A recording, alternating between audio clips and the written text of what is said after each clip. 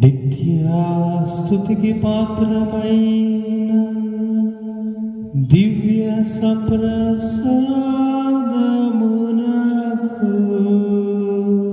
సదాకాలము ఆరాధనయు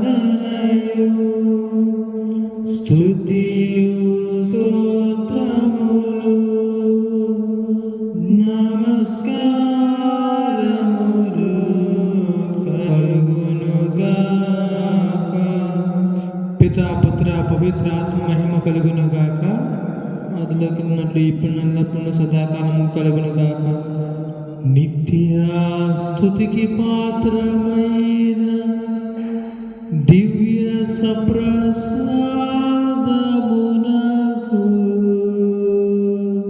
సదాకాలము స్తుతిరాధనయు స్తుతియు స్తోత్రములు నమస్కారములు కలుగునుగాక. పితా పుత్ర పవిత్ర ఆత్మ మహిమ కలుగునుగాక. ఆదిలో కలిగినట్లు ఇప్పుడు ఎల్లప్పుడూ సదాకాలము కలుగునుగాక. నిత్య స్తుతికి పాత్రమైన దివ్య సప్రసాదమునకు సదాకాలము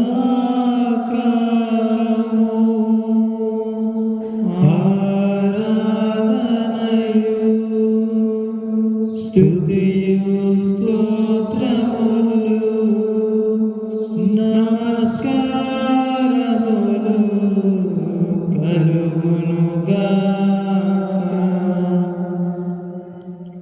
పితా పుత్ర పవిత్ర ఆత్మ మహిమ కలుగునుగాక.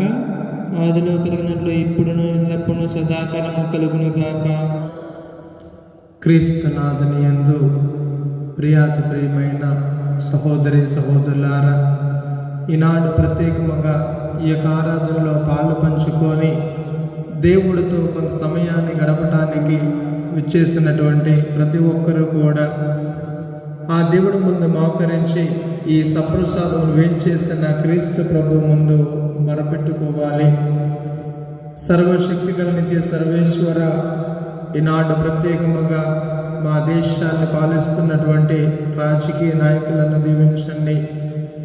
ఎల్లప్పుడూ కూడా వారు తీసుకున్న నిర్ణయాలు, వారు తెచ్చిన నిధులన్నీ కూడా పేద ప్రజలకు అందేలాగున ప్రజలను పాలించడానికి కావలసిన జ్ఞానాన్ని, ఆరోగ్యాన్ని వారికి దయచేసి నీవు వారి యొక్క పాలనలో తోడుగా ఉండమని మేము ప్రార్థన చేయుచున్నాము. ఓ ప్రభువా, ఈనాడు ప్రత్యేకముగా మా విచారణ పాలిస్తున్నటువంటి, మా విచారణ నడిపిస్తున్నటువంటి అమ్మన్నజ స్వామిని దీవించండి. వారు చేస్తున్నటువంటి ప్రతి కార్యములో కూడా నీ యొక్క వెలుగును ఉంచి, నీ యొక్క ప్రేమను ఉంచి అధికముగా దీవించే భాగ్యాన్ని దయచేయండి ప్రభువా. తీసుకున్న నిర్ణయాల్లోనూ చేస్తున్న కార్యాల్లోనూ నీ యొక్క సహాయాన్ని దయచేసి నిత్యము కూడా వారికి తోడుగా ఉండమని మేము ప్రార్థన చేయుచున్నాము. ప్రేమ కలిగిన మా యేసయ్య, కరోనా వైరస్ చేత ఎంతోమంది మరణించి ఉన్నారు. వారందరి యొక్క ఆత్మలకు నిత్య విశ్రాంతిని దయచేయమని మేము ప్రార్థన చేయుచున్నాము. వారు ఈ భూలోకములో తెలిసి తెలియక చేసిన ప్రతి ఒక్క పాపాన్ని క్షమించి ప్రభువా, మోక్ష భాగ్యాన్ని దయచేయమని మేమందరము కూడా గొంతెత్తి నీకు ప్రార్థన చేయుచున్నాము. అదేవిధంగా ప్రభువా, కరోనా చేత ఎంతోమంది బాధపడుతూ ఉన్నారు. వారందరూ కూడా స్వస్థతను దయచేసి నీవు నిజమైన వైద్యుడు అని తెలుసుకునే భాగ్యాన్ని మాకు దయచేయండి దేవా.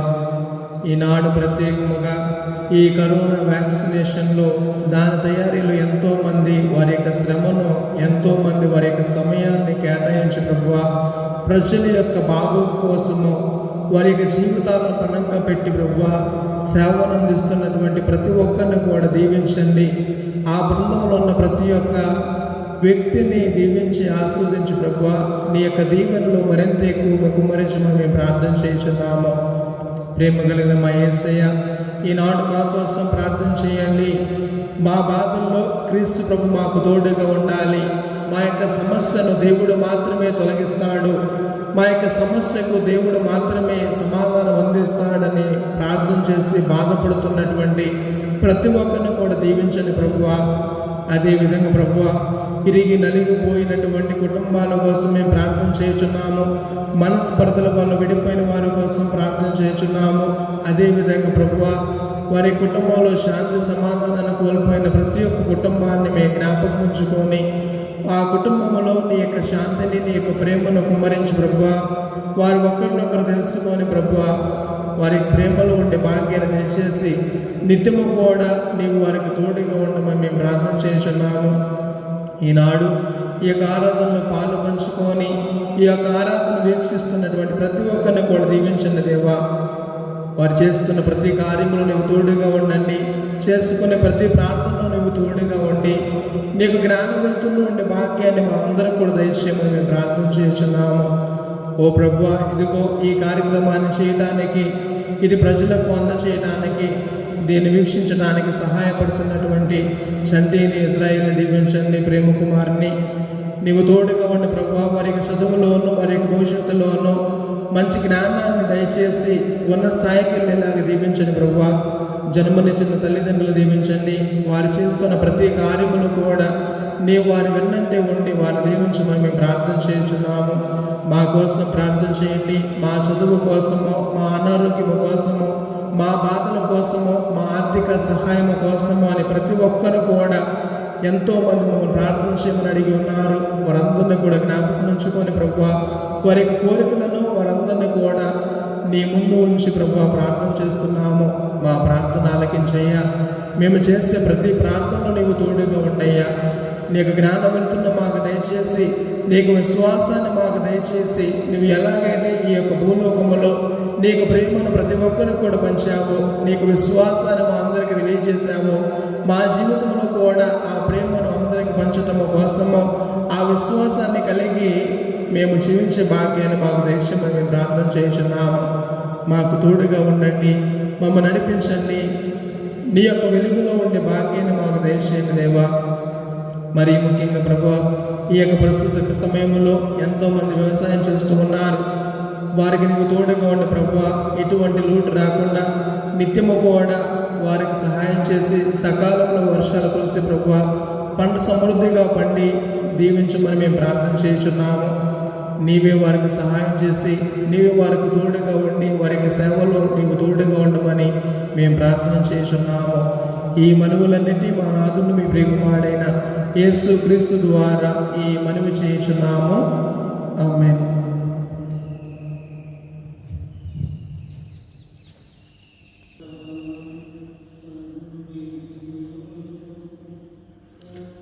మత్తయి సువార్త 10వ అధ్యాయము 16వ వచనం నుంచి 23వ వచనం వరకు. మత్తయి సువార్త 10వ అధ్యాయము 16వ వచనం నుంచి 23వ వచనం వరకు.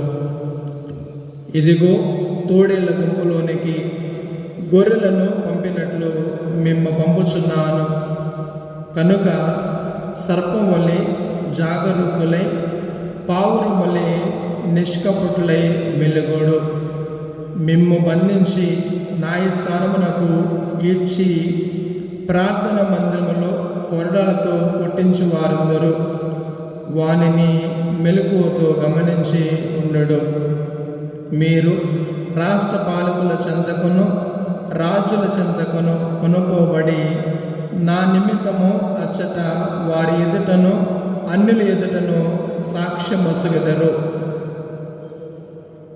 మీరు న్యాయస్థానమునకు అప్పగింపబడినప్పుడు ఎట్లు మాట్లాడవలెనో, ఏమి చెప్పవలెనో అని కలత చెందకుడు. సమయోచితముగా చెప్పవలసినదల్లా మీకు అప్పుడు అనుగ్రహింపబడును. మీరు మాట్లాడు మాటలు మీవి కావు, మీ తండ్రి ఆత్మయే మీ నోట మాట్లాడును. సోదరుడు తన సోదరిని, తండ్రి తన బిడ్డను మరణమునకు అప్పగింతురు.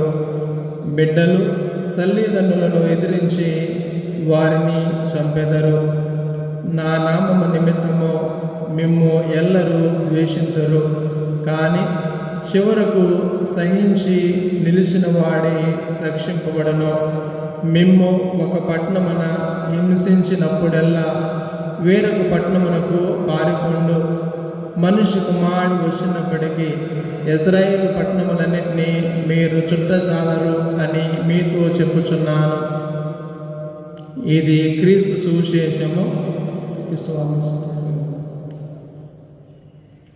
క్రీస్తునాథుని యందు ప్రియాతి ప్రియమైన సహోదరి సహోదరులారా, ఈరోజు ప్రత్యేకముగా ఈ యొక్క ఆరాధనలో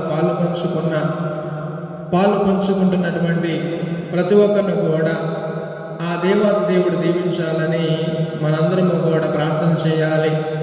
ఎందుకనంటే ప్రతి ఒక్క వ్యక్తి కూడా జ్ఞానస్నానము ద్వారా క్రీస్తు ప్రభువులో భాగస్థులై ఉన్నారు. ఆ భాగస్థులు లేకపోతే ఆయనతో ఆ బంధుత్వాన్ని, ఆ స్నేహాన్ని, ఆ ప్రేమను పాలు పంచుకున్న ప్రతి ఒక్కరు కూడా తెలుసుకోవలసిన సత్యం ఏమిటంటే, దేవుడు నన్ను ఈ భూలోకానికి పంపించాడు. ఆ పంపించిన క్రీస్తు ప్రభు నాకు తోడుగా ఉన్నాడు. అది ఎలా పంపిస్తూ ఉన్నాడంటే, ఇదిగో తోడేళ్ల మందలోనికి పంపిస్తూ ఉన్నాను. అది ఎవరయ్యా అంటే ఆయన శిష్యులకు వివరిస్తూ ఉన్నాడు. అది ఏ విధంగా అంటే, ఈ భూలోకములో మీరు అనేక విధాలుగా శ్రమపడాలి, బాధపడాలి, ఇబ్బందులు పడాలి, కష్టాన్ని ఎదుర్కోవాలి. వాటన్నిటి కూడా ఎదుర్కొన్న వారే, ఓపికతో ఉన్నవారే రక్షింపబడును. దీన్ని ఎందుకు వేస్తూ ఉన్నారంటే, ఇర్మియా ప్రవక్తను చూసుకున్నట్లయితే వారి యొక్క స్నేహితులే ఆయన గురించి చెడుగా మాట్లాడుతున్నారు. ఇదిగో సంఘం ముందు ఆయన్ని కట్టేసి కొర్రాలతో కొడుతూ ఉన్నారు, బంధిస్తూ ఉన్నారు. అప్పుడు యావే దేవుడు అంటూ ఉన్నాడు, ఆయన మొరపెట్టినప్పుడు, ఇదిగో నీవు నాకు తోడుగా ఉన్నావు, నాకు సహాయం చేస్తానన్నారు. నా స్నేహితులే నా గురించి చెడుగా మాట్లాడుతూ ఉన్నారు, నేను బాధలు అనుభవిస్తూ ఉన్నాను అని చెప్తూ ఉన్నాడు. దానికన్నా ముందుగా చూసుకున్నట్లయితే, ఇదిగో నేను చిన్నవాడిని, నీ నోట నా పలుకులు ఉంచుతాను, నీకు తోడుగా ఉంటానని సెలవిస్తూ ఉన్నాడు దేవుడు. అదేవిధంగా క్రీస్తు ప్రభువు కూడా ఏ సమయంలో నేను ఏం మాట్లాడాలి, ఏ సందర్భంలో ఎలా మాట్లాడాలి, ఏ విధంగా అయితే మాట్లాడితే నేను వారి ముందు నిలబడతాను అని మీరు బాధపడద్దు, కలత చెందవద్దు. ఎందుకనంటే సమయోచితమైన జ్ఞానాన్ని, సమయోచితమైన అనుగ్రహాన్ని దేవుడు మీకు అందిస్తానని ఈరోజు వాక్యం ద్వారా సెలవిస్తూ ఉన్నాడు. అందుకోసమే ఆ దేవుడు ప్రతి ఒక్కరిని కూడా, ఎన్నుకున్న ప్రతి ఒక్కరిని కూడా దీవించాడు. ఆయనకు దీవెనలు పొందాలంటే ఓపికతో ఎదురు చూడాలి. ఆ ఓపిక ఎక్కడి నుంచి వస్తూ ఉన్నది అంటే ఈ క్రీస్తు ప్రభువు నుంచి మాత్రమే. ప్రియమైన సహోదరి సహోదరులారా, ఈనాడు మనందరము కూడా ఆత్మపరిశీలన చేసుకోవాలి.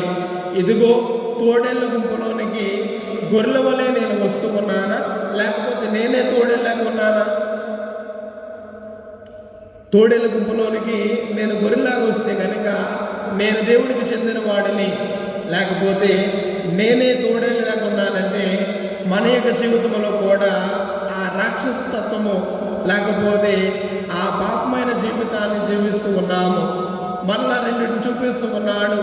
ఇదిగో పావురం వలె నిష్కపటముగా ఉండండి, సర్పం వలె మెలకుగా ఉండండి.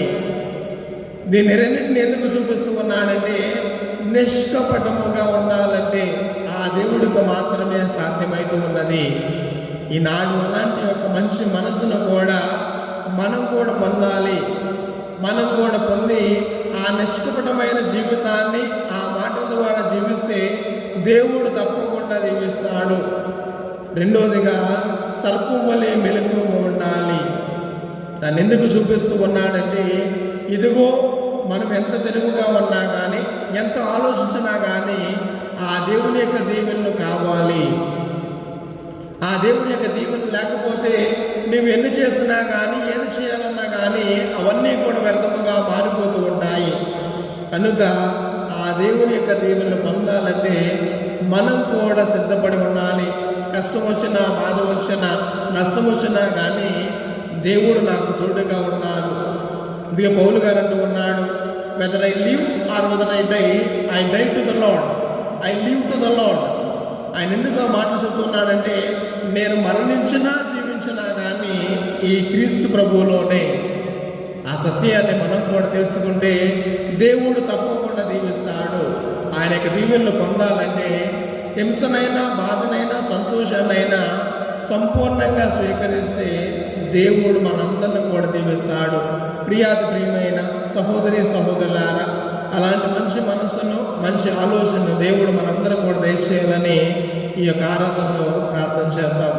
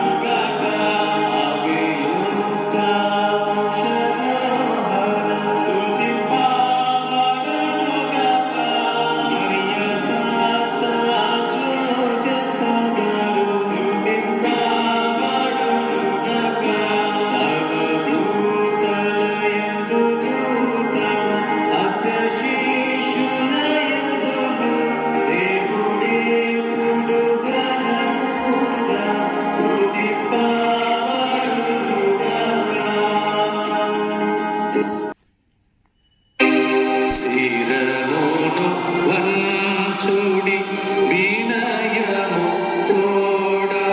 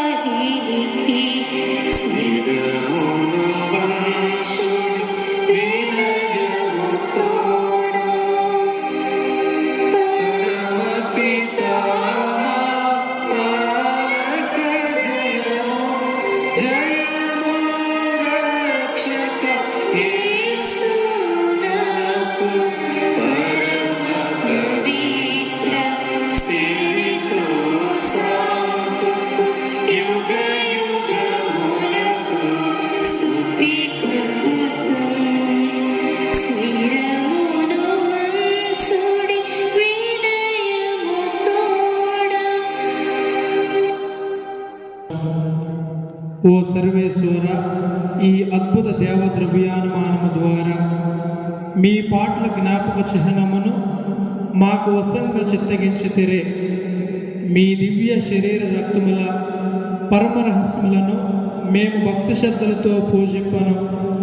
మీ రక్షణ ఫలితమును మేము నిరంతరము చవిచూడను. యుగయుగములు జీవించు పాలన చేయ ద్వారా మాకు అనుగ్రహించండి. ఆమేన్.